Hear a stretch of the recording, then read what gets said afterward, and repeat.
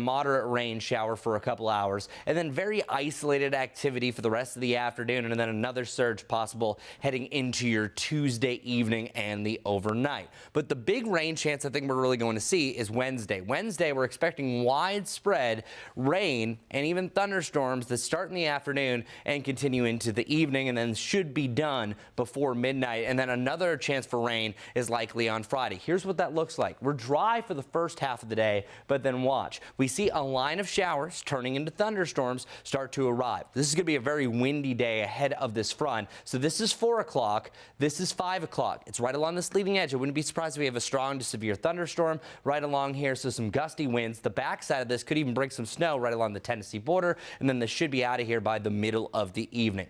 That is what's going to cool us down. So the next 3 days, today, tomorrow, and Wednesday, we are either side of 70 degrees. Once you get to Thursday, we're seeing a drop by nearly 20 degrees, back to the 50s, well below normal, and then with the lack of sunshine on Friday, lower 50s. But that's the bottom, right back to the 60s for the first weekend of March.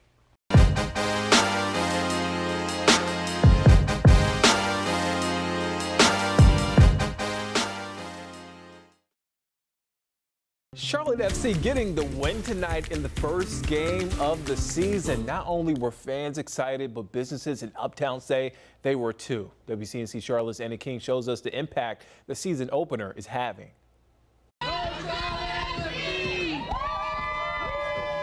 A sea of teal and black. Charlotte's French Quarter in Uptown was packed with Charlotte FC fans, young and old, all excited ahead of the game. I'm so excited. I'm excited for this to be my first game.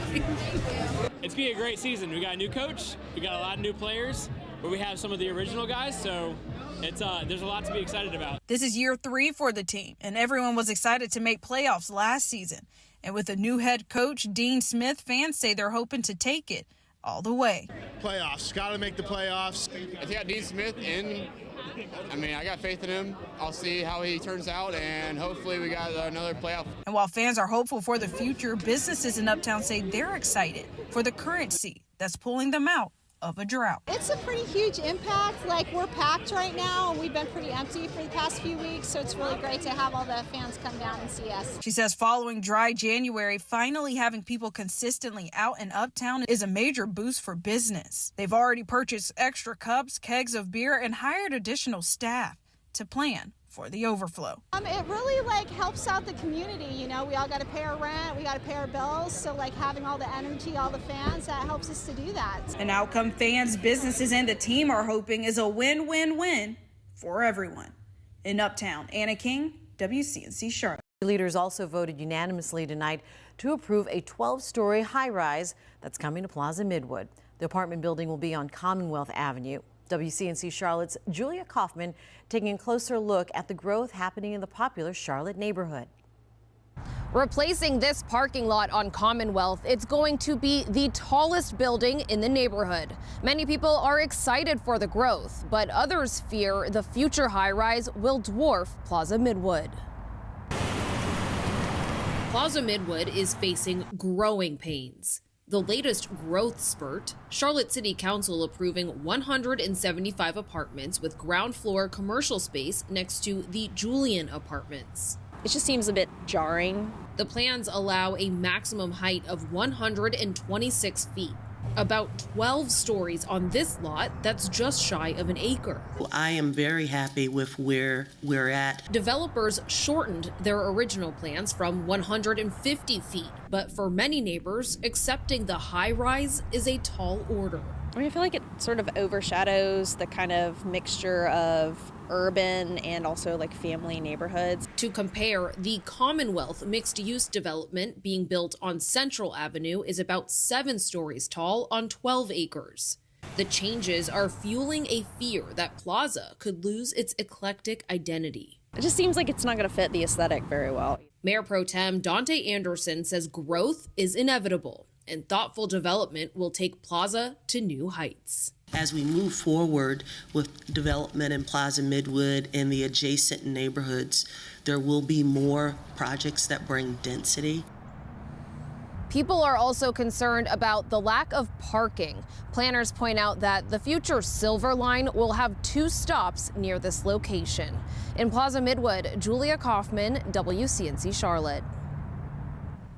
At WCNC Charlotte, we believe it is crucial to make a difference in our communities. That's why we go beyond just reporting the news. We ask, where's the money to hold the powerful accountable and get money back into your pockets? Our Verify team takes claims, finds sources, and gets you answers. And we're keeping you weather aware, making you safer and smarter.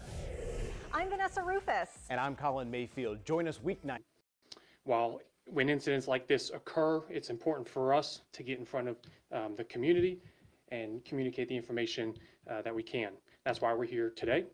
We have Deputy Chief Tanya Arrington of the Investigative Services Bureau here with us today to share more information. Deputy Chief.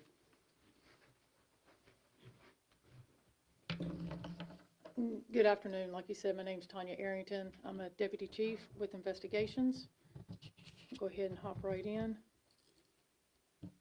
On Saturday, February 24th, shortly after 7:30 p.m., officers from the North Division responded to a sexual assault call for service at the 4400 block of Hucks Road. The survivor stated that the unknown suspect broke into her residence and then physically and sexually assaulted her. The suspect then fled on foot. The survivor, who is an 86-year-old female and who was home alone at the time, was transported to the hospital where a sex assault kit was collected and she was treated for minor injuries. Once notified, the entire sex assault unit immediately responded to the scene and to the hospital to investigate this case. Crime scene search also responded to both scenes as well. Detectives and officers have extensively canvassed the area over the weekend looking for witnesses and cameras, but unfortunately at this time, we do not have a picture of our suspect. The victim described the suspect as a heavy-set black male, around 5'11", in his mid-20s, wearing jeans, a jacket, and a hat. The sexual assault unit and the crime lab are currently analyzing physical evidence collected from this case, and this is one of our top priorities here at the department. The North Division has stepped up both marked and unmarked patrols in this area to ensure the safety of the public. Right now, we do not know of any other incidents related to this one. And like I said, we've dedicated a significant amount of resources to ensure that we can identify this suspect. I just want everyone to know these type of stranger attacks are very rare. Only a small percentage of reported rapes each year are attacks where the victim has no prior association with the suspect. So while we're here today, we're here to ask for the public's help. So if anybody saw anything that was suspicious, know of anything, maybe something at that particular time seemed irrelevant, we ask that you call Crime Stoppers at 704-334-1600 or our lead detective, Detective Harrington, at 704-336-6052. So we'll just go ahead and open it up for questions. How unusual is it for it not only to be a stranger attack, but to be an elderly victim like this? I don't have the exact range as far as like ages, but it's rare. I mean, an 86-year-old female, it's disturbing. It makes me angry. And that kind of segues to my question, and that is, you mentioned that this is a top priority. You also said that there's a considerable amount of resources that you all have dedicated to this. That's correct. Unfortunately, we do see sex assaults. What about this makes this a top priority and something that the department is dedicating, as you said? I think it's like I said, one of those things where true stranger rapes are very rare. So a lot of times when we have sex assaults, we at least know that there's some type of association. We might have some type of leads, So we jump on all of these cases. We take all of them seriously. But with it being a stranger rate, us not having a picture at this time, we're really trying to push this forward and get this out in the public. You mentioned you're not sure if this has happened to anyone else. Is there a fear or a belief that this suspect has done this to someone else recently? There's nothing to say that this suspect is tied to any other cases that we have.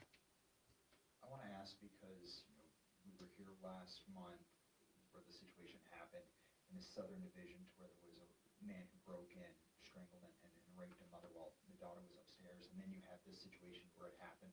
Again, is there a common lack of security that maybe both of these locations have that these suspects are taking advantage of and saying this right here is the perfect time to do something like this? No, I think you're looking at, two totally different locations. There's no common links that we've been able to find to say, hey, if somebody would have done this, then maybe it wouldn't have happened.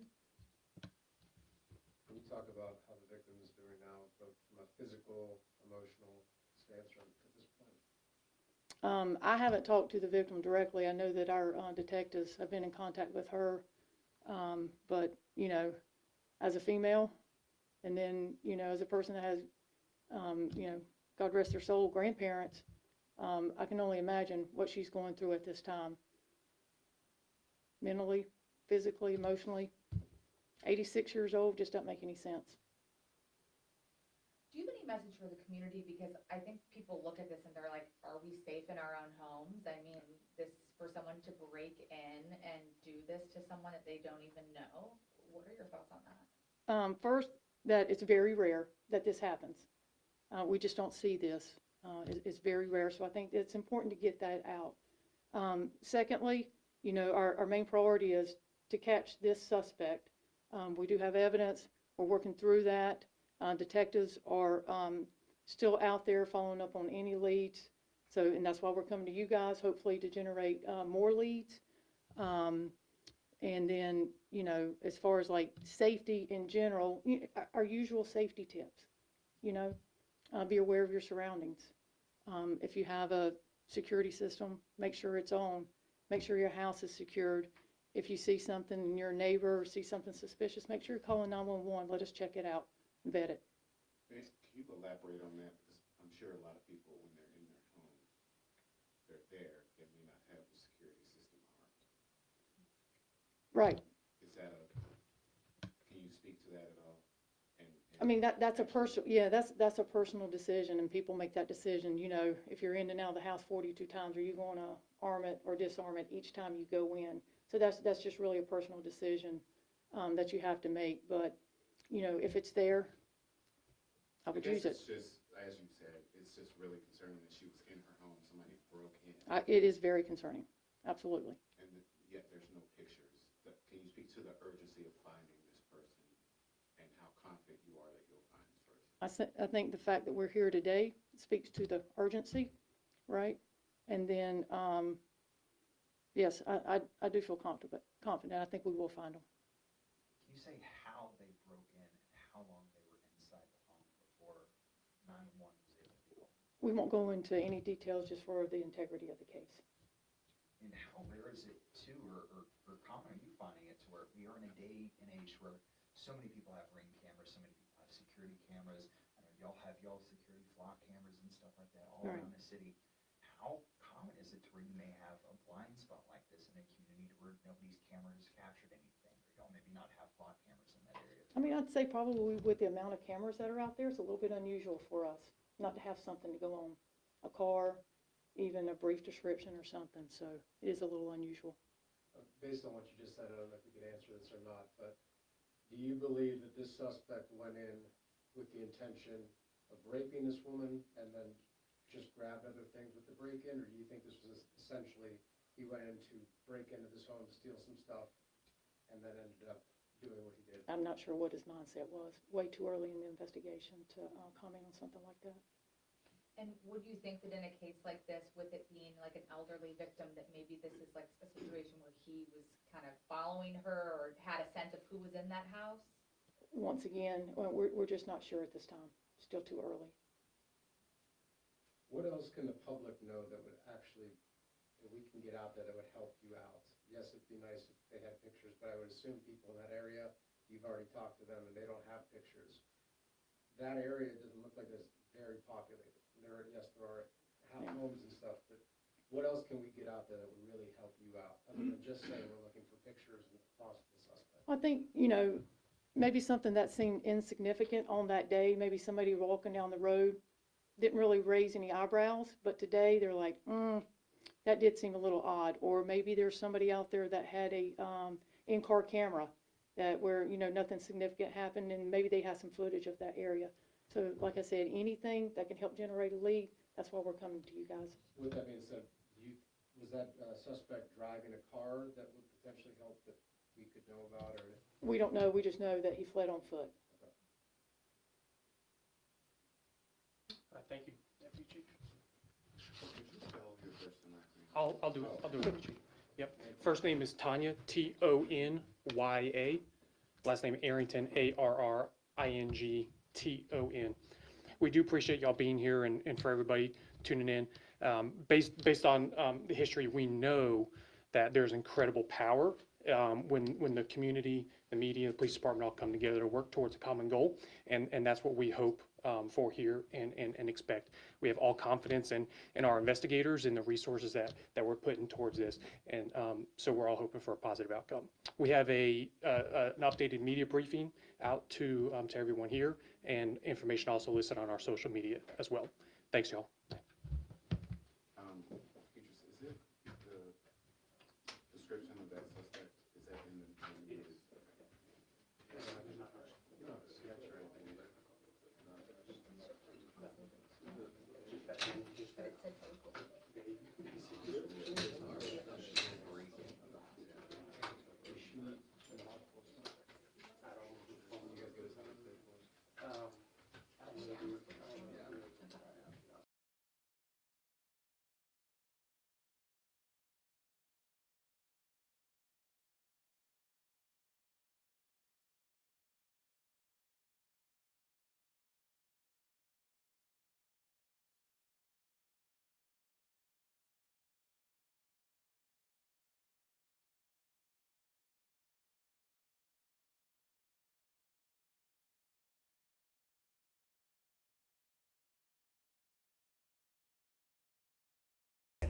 And with Connect the Dots, you'll understand how the headlines impact your family. See the difference on WCNC Charlotte. Meantime, making tennis a more accessible and affordable sport. That is the goal of the United Tennis Organization in Gaston County. Our Larry Sprinkle caught up with the nonprofit, making a difference in the lives of young players. Tennis comes next.